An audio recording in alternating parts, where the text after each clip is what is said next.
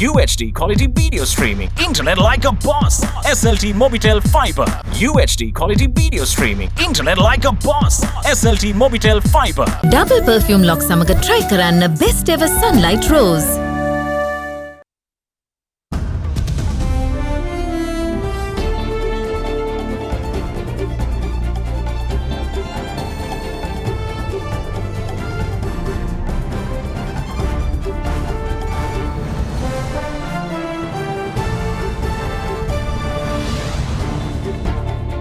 Tonight, working hard.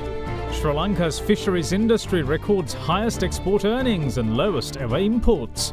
Biggest products are crab and shrimp. These two products last year have performed exceptionally well. We recorded the highest growth in the shrimp sector last year. Always late. Railway unions cry foul 4 years after $80 million Indian carriage deal. Keep on giving. The IMF calls for global preservation of liquidity access and orderly debt restructuring in its January report.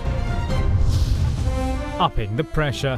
Health sector unions warn government of big February 4th strike if salary demands are not met.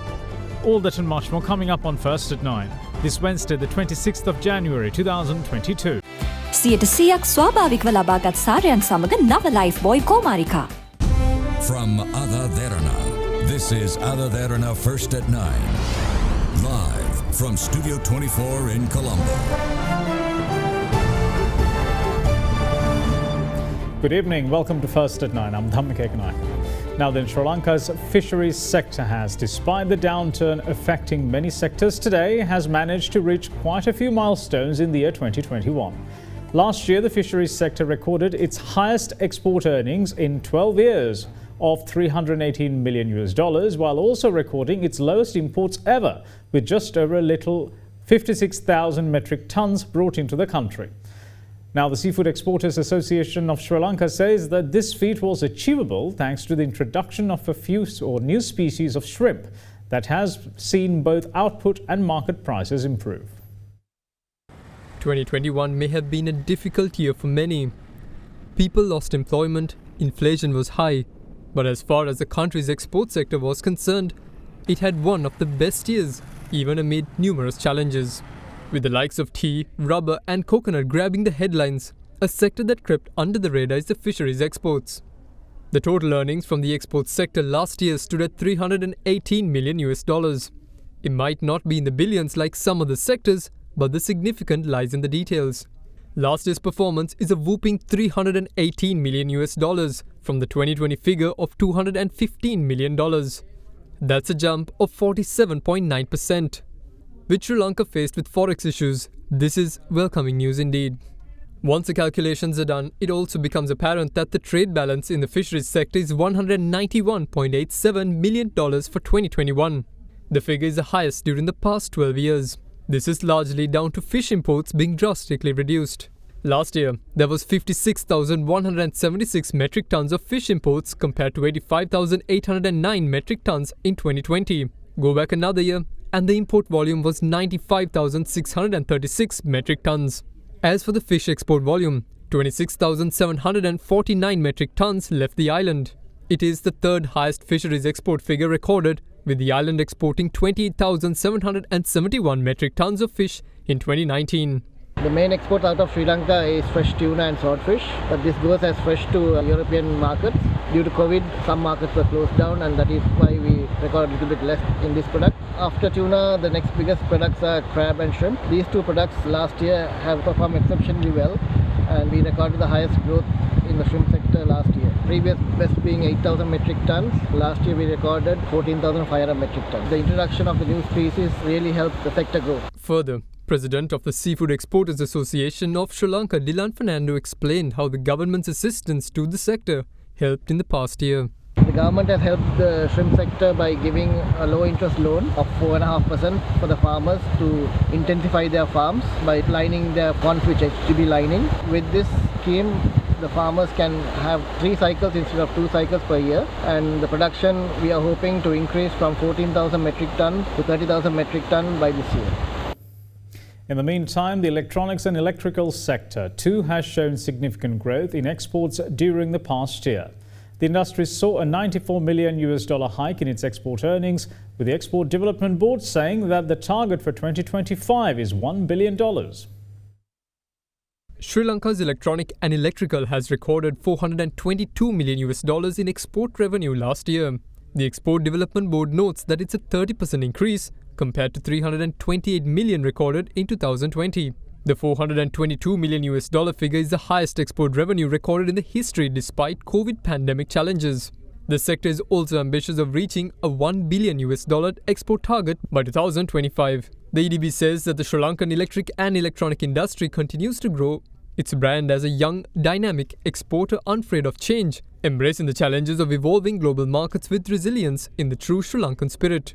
The industry, it says, consists of more than 100 engaged in design, manufacturing and export of electronic and electrical products and services, with approximately 37,000 employees that include high-profile researchers and design engineers. Speaking to Indivari Amuwatta on a current affairs program at Hyde Park on AdaDerana 24, EDB Chairman Suresh Dimel highlighted the island's electronic and electrical industry as a key sector in its export strategy, as well as a sector capable of enticing more and more people to the industry. For instance, the electronic and electrical goods manufacturing, those can give a higher amount of salaries for the labor. So that's an industry that we can and we are focusing on. It's part of our national export strategy that we are working on, and I think there is a lot of opportunity for growth, and in this region there is a huge demand being created because of India next door and all the IT products that are being manufactured in. So we are, be part of this value chain integration. So we become parts of upmarket value chains.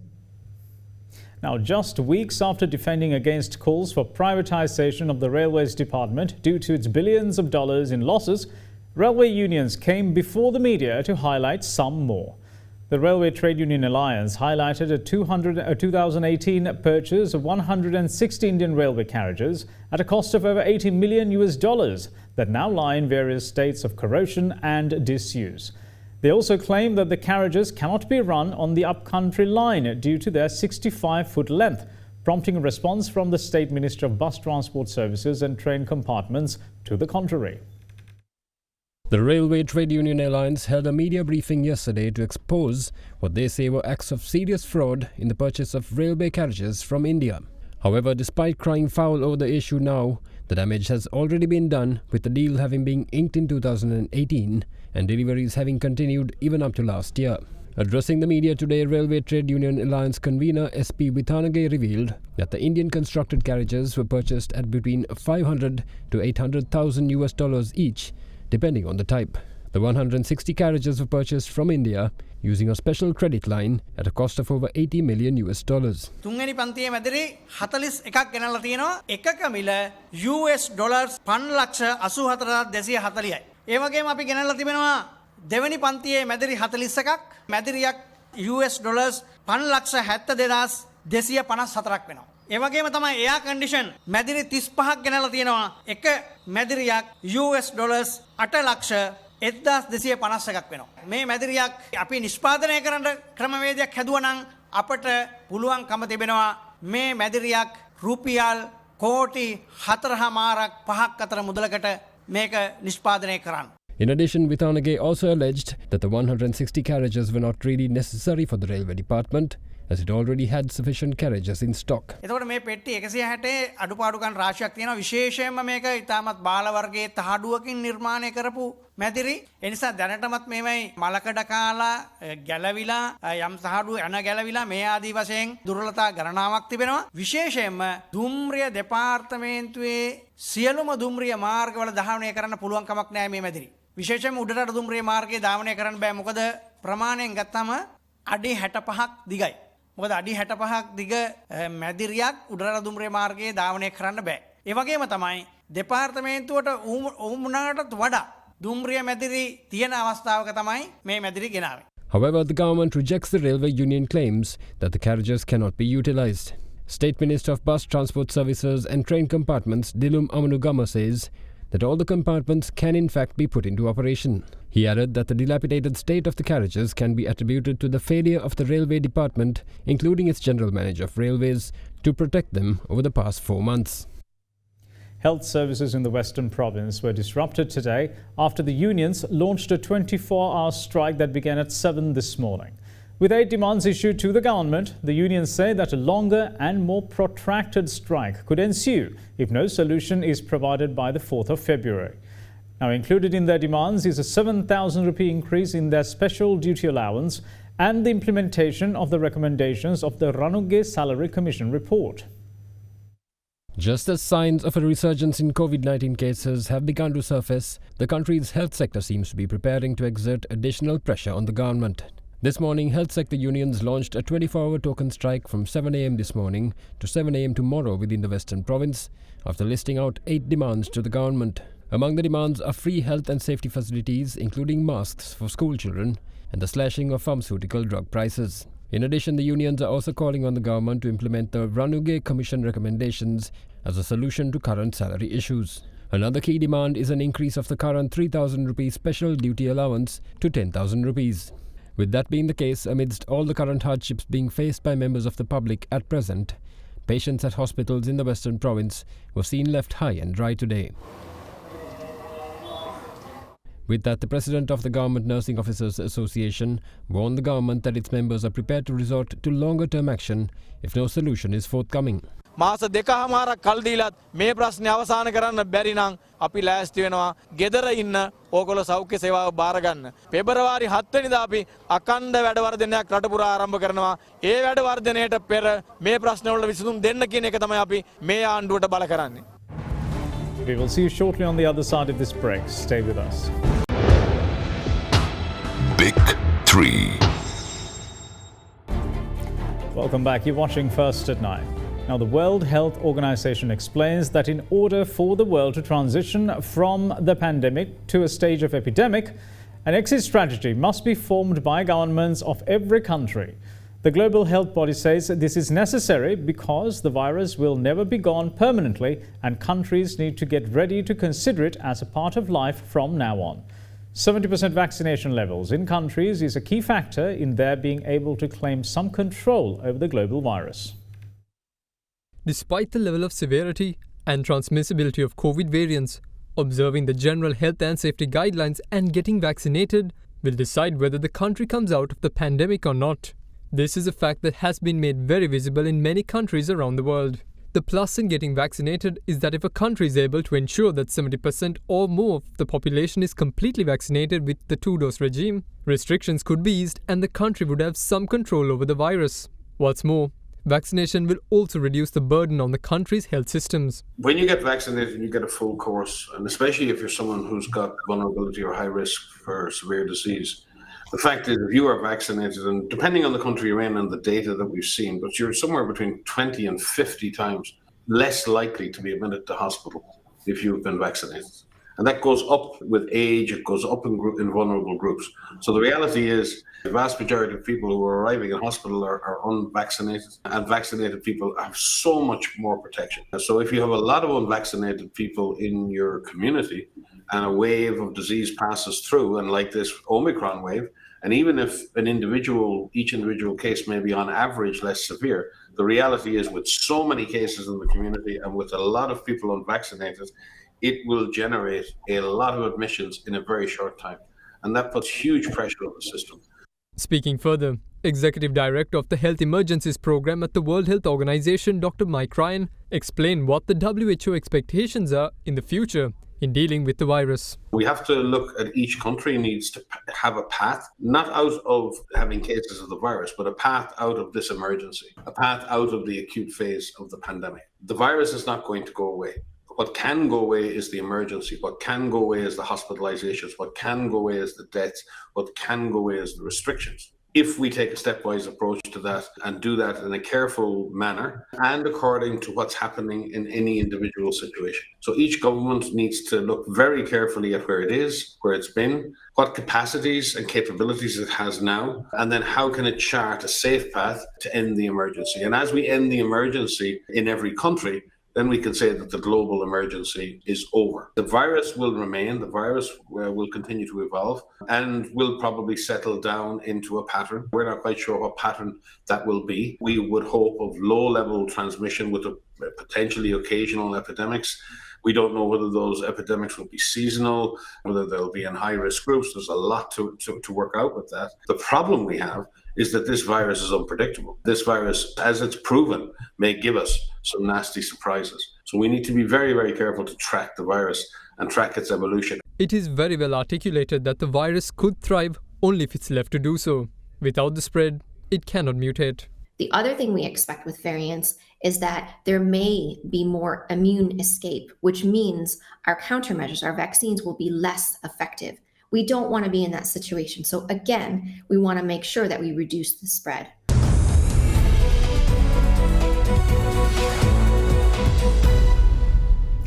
Global growth is expected to drop to 4.4% this year, says the International Monetary Fund in its World Economic Report for the month of January 2022. It says that revisions on its forecast for the two biggest economies in the world, the United States and China, have prompted the latest downgrade. The International Monetary Fund's World Economic Update report for January 2022 expects global growth to moderate from 5.9% in 2021 to 4.4% this year. This is half a percentage point lower for this year than projected in the October World Economic Outlook and largely reflects forecast markdowns in the two largest economies in the world, the United States and China. The report cites its removal of the Build Back Better fiscal policy package from its baseline, earlier than expected withdrawal of IMF monetary accommodation, and continued global supply shortages as the reason for the 1.2 percentage point revision for the United States. For China, the report draws attention to its pandemic disruptions from its zero-tolerance COVID-19 policy and protracted financial stresses in its property development sector for its 0.8 percentage point downgrade. With that, global growth is expected to slow to 3.8% in 2023, 0.2 percentage points higher than in the IMF's previous forecast. This, it says, largely reflects a mechanical pickup after current drags on growth dissipate in the second half of this year. Meanwhile, the IMF also warns that current elevated inflation levels may persist for longer than expected in its October report due to supply chain disruptions and high energy prices continuing this year. It adds, however, that if inflation expectations stay well anchored, inflation may decrease due to the waning of supply and demand imbalances and if monetary policies gradually respond. The report also calls for a further tightening of monetary policy in many countries to curb inflation pressure and for fiscal policy to prioritize health and social spending as well. It also calls for international cooperation to preserve access to liquidity and for the expediting of orderly debt restructuring where needed. Now, taking a look at the Colombo bourse, Sri Lankan shares closed at their lowest in more than 3 weeks today, weighed down by losses in financial and industrial stocks. The CSE All Share Price Index closed 1.09% lower at 13,065.75, marking its second straight session of losses. Now, with that, here's Dimantha Mathi with a brief report on today's market performance. Again, we are seeing a sizable drop in the market for the second consecutive day as the index declined by over 100 points to record a 144-point drop, while the S&P SL20 dipped by around 48 points. So overall, we are seeing still the index managing to stay above the 13,000 mark. If you take the day's trend, at the start of the day, we saw a huge drop in the market, but there was a complete recovery, erasing all losses in the market. Afterwards, again, we started to see a gradual selling pressure being built up, and the market was on a sliding note and continuously declined and ended at a 144-point decline. Overall, we are seeing turnover levels at 5.3 billion rupees, so slightly slower levels of turnover. So even the number of transactions is about 41,000, though it is onto the high side. We are seeing a gradual declining trend in the number of transactions as well. The Sri Lankan rupee, meanwhile, remained unchanged once more at 202.99 cents against the US dollar. Now let's take a look at how the Sri Lankan rupee fared against other major currencies during the day.